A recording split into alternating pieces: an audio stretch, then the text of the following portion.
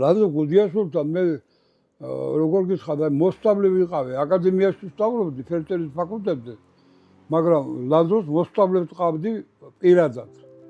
და როცა დავამთავრე აკადემია, უკვე პორტრეტისტი გავხდი, ჩემი პორტრეტები უკვე მუზეუმებში იფინებოდა, იყიდებოდა, მარტო ლიტერატურულ მუზეუმში 4-5 პორტრეტია.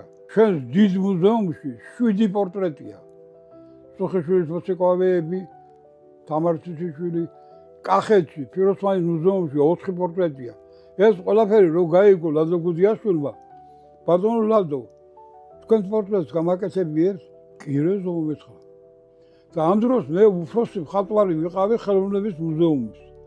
იმ ქონდა სახელოსნო. ბატონო ლაზო, აქ გავაკეთოთ თქვენთან თუ ჩემთან მე? არა, შენთან გავაკეთოთ თუ მითხრა. და მახსოვს, როცა პირველად გამომყვა ლაზო, დაიკიდა სოციალისტური შრომის მედლის მედალი, ვარსკვლავი.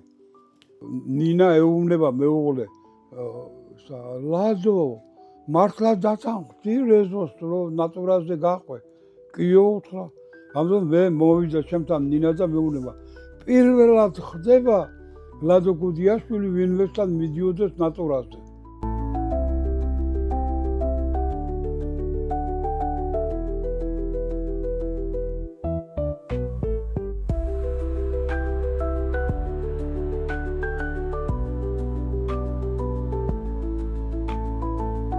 ეს გახლავთ ბოლო პორტრეტებიდან ერთ-ერთი შოთა რუსთაველის. შოთა რუსთაველის პორტრეტი პირველად მე-17 საუკუნეში შექმნა მამუკა თავაქარაშვილმა დადიანის დაკვეთით ზუგდიდში და დახატა ამ კაცმა სპარსელი მე-17 საუკუნეში. წარმოიდგინეთ 300 წელი ქართველი და უცხოელი ყველა ამ თავაქარაშვილს ბაძავდა. და რუსთაველი გამოყავდა თითქოს იყო სპარსული მოძღვრის ან სპარსული გავლენის. ეს მე ვუარყავი ყველაფერი, როგორც ავთანდილ არაბული წერს დიდი აკადემიკოსი რეზო ადამიანო, ყოველგვარი უცხოურისგან გარესხა რუსთაველის სახეო. პორტრეტები რუსთაველისა შევქმნით 18 წელი და კომპოზიცია 9 თუ 8.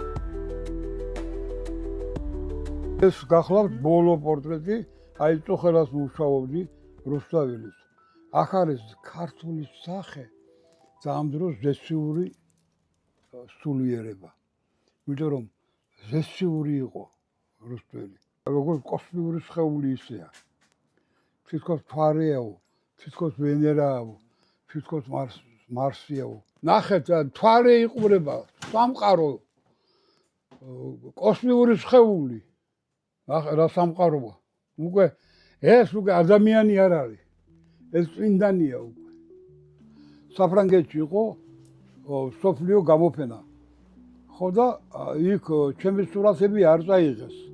წაიღეს ძმაკაცების სურათები და ამ დროს იყო ვალია ხაზალია დიდი ქალბატონი.